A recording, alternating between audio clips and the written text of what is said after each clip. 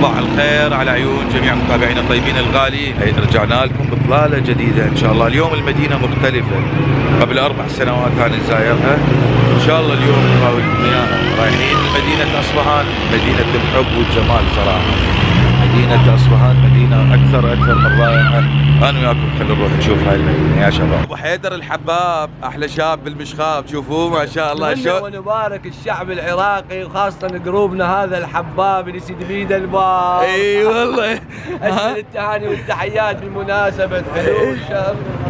لا بمناسبة العيد. ها؟ وانت العيد كله ابو حيدر. الله يخليكم. انت وخالنا ابو دريد، شلونك ابو دريد؟ ان شاء الله يوم الثلاثاء ولاية امير المؤمنين علي بن ابي طالب عليه السلام، يرزقنا الله زيارته ان شاء الله يوم الثلاثاء. مشكور على هاي التصريحات الصبح. يا مرحبا بامير.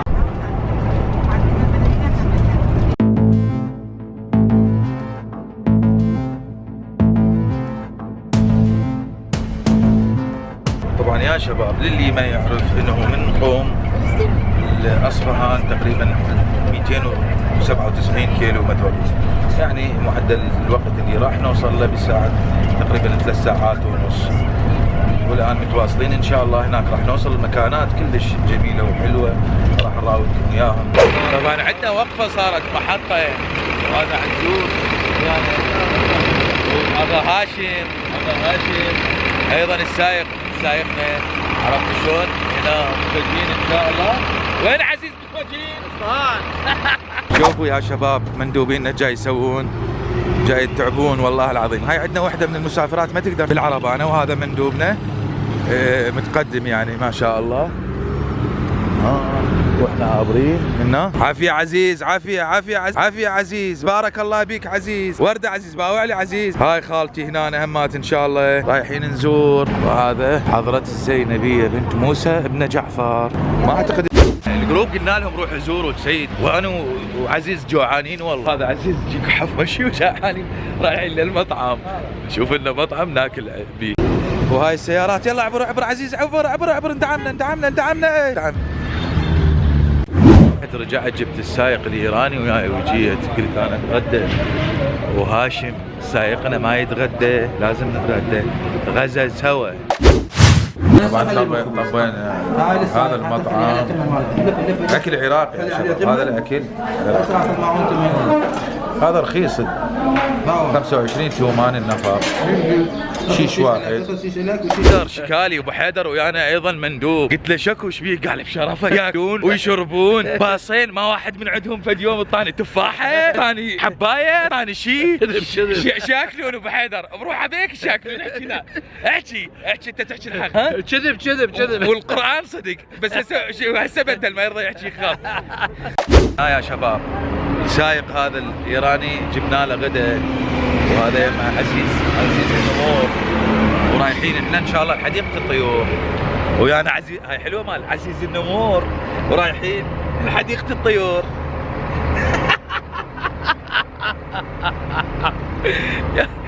هاي وصلنا مدخل حديقة الطيور. طبعا يا شباب بدينا نطب بمدخل هاي الحديقة الرائعة صراحة. هذا نهر منا، وهذا جسر منا، وهذا الجروب ايضا مالتنا منا.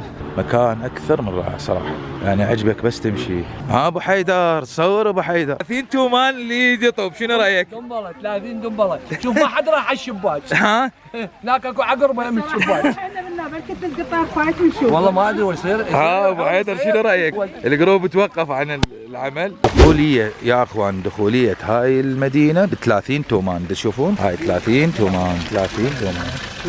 عرفتوا له لا؟ لا ما يدخلون الحديقة، ما يدخلون. طبعا حسام جماعة الولد خلصوا فلوس باعتبار نهاية الرحلة، وما عندهم فلوس يدخلون ب 30 تومان. تشوفون ترى انا ما قصدي افضحهم حقيقة. خير من الله. بس اسمع، خير من الله. هذا عنده فلوس قال له دايننا ما رضى، قال لهم الا تبصمون لي. تبصمون لي. احنا بالبصمة لو انت. اسمع نزار الفارس. اسمع الا تبصمون لي.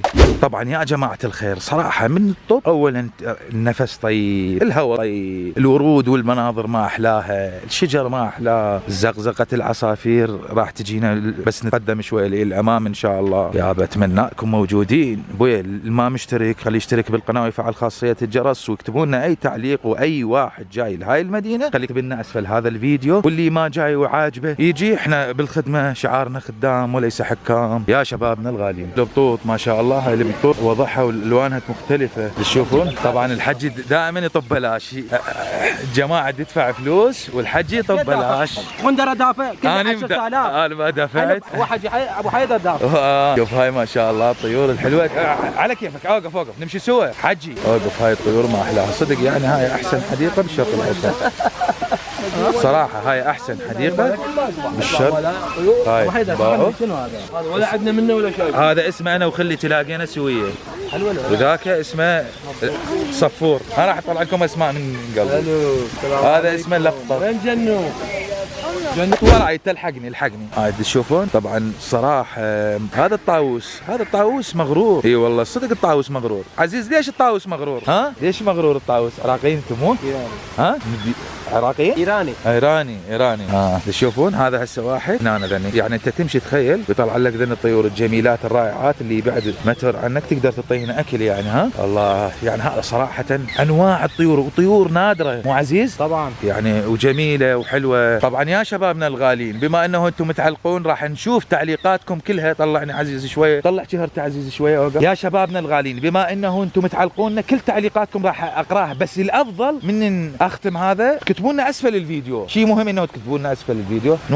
نواصل بعد الفاصل. طبعا يمين ويسار اذا تشوفون. وهاي الطيور هنا طبعا هاي حتى هذا الفختيه، اهل بغداد يسمونها فختيه، اهل النجف والجنوب يسمونها فختايه بعد ما ادري. هاي شنو هاي ابوي؟ هاي مو هاي شنو هاي؟ طبعا هذا الاكل مالتهن جدا طيب والله، لو عندنا كان كمشناهن كنا. ذن الطيور اللي موجوده داخل الاقفاص بعدهم طيور شرسه يعني وحشيات. اي خلنا اراويكم. هاي البطات هاي البطات ذني نادرات. وتشوف هذا الديك، ده طلع الديك. هم شايفين ديك بحياتكم بقد هذا يا اخوان؟ تعال اصور لكم هذا الديك. هم شايفين ديك بحياتكم مثل هذا؟ مو ديك هذا ما شاء الله. وعلي بن ابي طالب، تعال اعطيني الكاميرا وراويني وجهي. وعلي بن ابي طالب هذا الديك نص المتابعين يشبعهم، مو تمام؟ هذا هالسبيب 8 كيلوات 9 لا اكثر من 8 كيلوات. هذا يكفي الحمله مالك؟ اي والله يكفي. هاي الوزه سامعين يا شباب. هاي البطه السوداء اللي لقيت لكم اياها، هني قل انا قابل ابن الوزه السوداء، البطه السوداء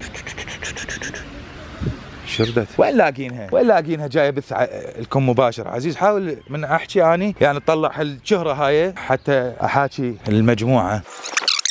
يعني صراحة مكان رائع. عزيز شنو رأيك بهذا المكان؟ ها للسفر يعني، للعوائل، للي ضايج يعني. دا شوف هاي البطة صور لي، هاي نوعيتها ما شفناها، نادرة كلش هاي. ها وذني هذني اللي طلعن باعوا يا ولد يا شباب. هاي البطة هذني اللي طلعن اللي ناس شرين صورهن بالجوجل جميلات جدا يعني، المشهورات المعروفات. هاي البطة اعطيني الكاميرا، اعطيني خل اشرح لكم على هاي البطة. هاي البطة تتزوج مرة واحدة بالحياة وابد ما تخون صاحبه، يعني اذا ما تعرض للخيانة العفو للموت زوجها، بعد ما تتزوج ما تقبل اي ذكر يتزوج. بويا والله البطات وفيات. ها انا اشوف البطات وفيات. وهذا الديك اخر نوع اخر، وهذا الديك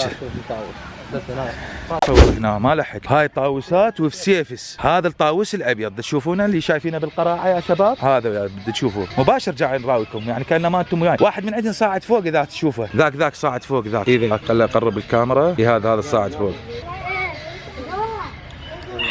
ديك. هذا ظاهره كتعوع هنا هوايه. يلا ابو يلا تعال كل طير مرر عليه هيك ثواني خلي يستمتعون بالمباشر. بس اقول شيء واحد، حرامات عمو امير صار لسه ما واصل 100,000 مشترك. هاي الله تعال شوف ذني البط. الله يعجبني ذني البطات يا جماعه الخير، كلش يعجبني يعني صراحه شيء اكثر من رائع. ذني البطات تشوفوهن ترى بيهن بطه سوداء، ذيك البطه السوداء. والله نسيت اسمائهن يا جماعه الخير، على لساني ما جاي اتذكرهن. طيب اذا ننتقل نشوف بطات سود. طبعا اليوم البث هو الاروع صراحه. هذا الطاووس ليش مغرور؟ لان يشوف شكله حلو مغرور، بس هو شنو ظاهر ما يباوع رجليه مو حلوات الطاووس مو قبج للي ما شايفه. هذا الابيض نوع من انواع الدجاج. هذا اكو حريه للطيور يعني طبا منا. ليش هي ناجحه هاي الحديقه معروفة على مستوى الشرق الأوسط، يعني على مستوى آسيا. أي على مستوى آسيا باعون. ليش؟ لأن هذني إلهن حق التنقل وين ما كان. والله تمشي برا عندنا ما شاء الله. شوف شلون تمشي، تعجبني مشيتها.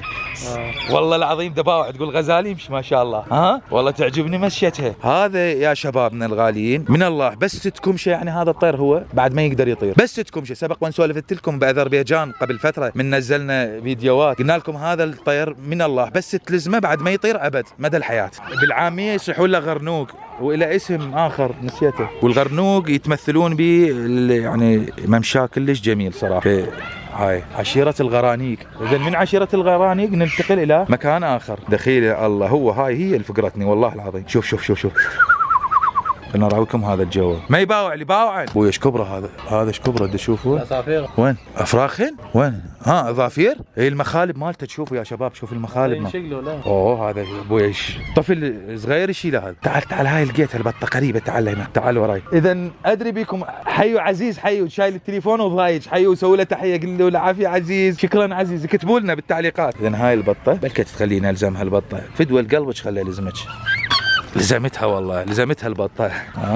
خلنا نمشي هناك نتحرك عزيز. طبعا يا شباب هذا نوع من انواع الطيور يجي شهر واحد للعراق فقط. يجي في بشهر التاسع يزور العراق وجماعة يكمشوا هناك ما يخلوهن يعبرن ينكتلوهن كلهن. طبعا هذا كلش غالي وطعمه انا ماكله. هذا طعمه كلش طيب. اذا تردون قصبوهن هنا رحم الله والديكم. شوفها مجموعة هاي شلون لون علي هذا.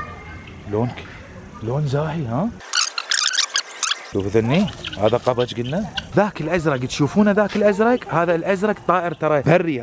هذا طائر بري انا ماكل من عنده. مخلي لي طائر ما ماكل من عنده ما شاء الله. كلهن مذبحن على يدي. هذا النسر. تعال هاي فتحه عزيز اذا تريد. هذا مجموعه نسور وصقور. هاي شنو معناتها؟ هذا البيوت القديم مال ايران كان تسميمه هيك. صح. اي احسنت عزيز. هاي اذا يا شباب باعتبارنا بالمباشر هاي البيوت الايرانيه كانت تصميمها هيك هالشكل تصير مكشوفه وبداخلها اشجار يعني اشكال مصغره نعتبرها البيت الايراني سابقا بقديم الزمان قبل 600 الى 700 سنه. هاي القلعه يا شباب.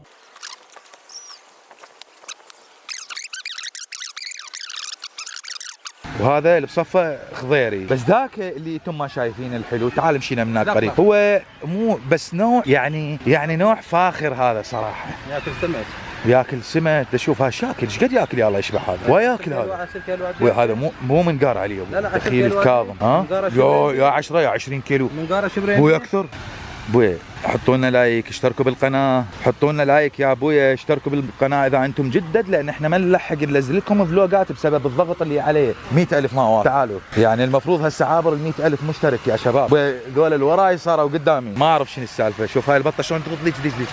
ليش غاطه بالماء. باعوا الغاطه وراها الحكه لما تطلع. شوف شلون ياكلن. باعوا طلع يعني حتى البطات الصغار يغطين عزيز. تقبل البطات الصغار يغطين. غطت هاي غطت قدامهم. با غطت الثانيه والله يغطن. اقول لك شو ذني من يولدن صغار يعني وبعدين يكبرن يصيرن كلش ضخمات. والله عجيبه يعني هسه ينولدن صغار يعني شوف بعدين يكبرن يصيرون ضخمات كلش مثل ذني امهات. مو ذاك ماخذ له مكان واحد هنا. لازم الجو معتدل ودرجه الحراره ثابته. خلينا نراويكم هاي المجموعه الثانيه الخرافيه صراحه اللي احنا ما شايفينها بس بالغابات بالتلفزيون. الان انتم يا شبابنا تشوفونها ويانا. تشوفون هذا شو اسمه. هذا ابو منقار والله ما هسه اذا طلع بالجوجل هم ما القى اسمه.